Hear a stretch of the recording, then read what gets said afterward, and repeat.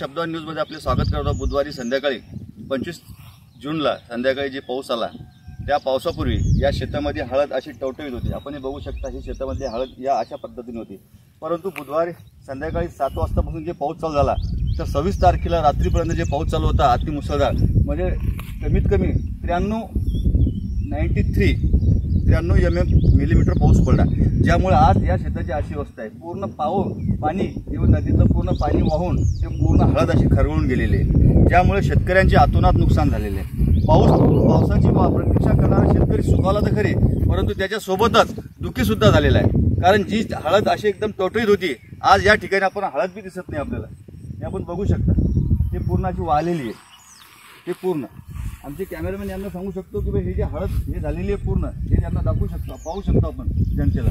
यामध्ये drip स्प्रिंकलरच्या pipe हे सुद्धा वाहून गेले, हे सुद्धा खराब झालेले। म्हणजे आलेला पाऊस सुखासाठी किंवा शेतकऱ्यांना आनंदित करण्यासाठी आला, परंतु नंतर जाता दुःख सुद्धा देऊन गेला।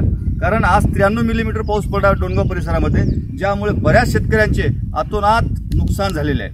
कोणाची हळद वाहून गेली तर कोणाचे स्प्रिंकलर वाहून गेले, तर कोणाचे केळी सुद्धा पडले, कोणाचे पपईचे बगीचे ते सुद्धा पडलेले आहेत। तर म्हणजे नुकसान फार झालेलं आहे। परंतु याकडे शेतकरी वर्ग आता शासनाकडे म्हणजे आपले लक्ष लावून आहे की बा शासन आपल्याला यामध्ये आपण काय मदत करू शकते। तरी काही शेतकरी आमच्यासोबत जोडलेले आहेत। आपण त्या शेतकऱ्यांना विचारू का बा तुम्हाला शासनाकडून काय अपेक्षा आहे। आज आपण हे पाहतो तुमच्या शेतामधली पूर्ण हळद वाहून गेलेली आहे, पूर्ण झालं। आपण शासनाकडे काय मागणी करू शकता। आमची सध्या 4 एकर हळद लावलेली होती आणि 4 एकर हळद बंद पूर्णपणे नुकसान झालेलं आहे। आणि याच्यासोबतही आमचे स्प्रिंकलर सट वाहून गेले, बंदी ड्रीप वाहून गेली, तरी आम्हाला शासनाने कोणत्याही प्रकारचा पंचनामा न करता मदत द्यावी।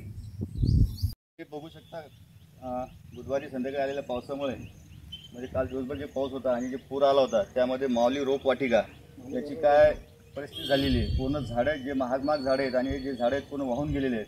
आज माऊली वाटिकाचे जे प्रोप्रायटर आहेत आपल्यासोबत आहेत, आज जे वाहून गेले काल पावसामुळे, ते अंदाजे किती आपलं नुकसान आहे। 15 ते 17 लाख पूर्ण टोटल पूर्ण झाडं वाहून गेली तुमची जी काय पूर्ण। हो का, या ठिकाणी म्हणजे असे एकंदरीत किती झाडं म्हणजे असे पूर्ण रोपं असतील 2 लाख। हो का, पूर्ण ते पाण्यामुळे कालच्या पावसामुळे वाहून गेलेले। बाहेरून आणलेली गाडी पूर्ण टोटल वाहून गेली। बघू कंपाऊंड तुटलं, आतून पण पाणी खोल्यामध्ये पाणी गेलं।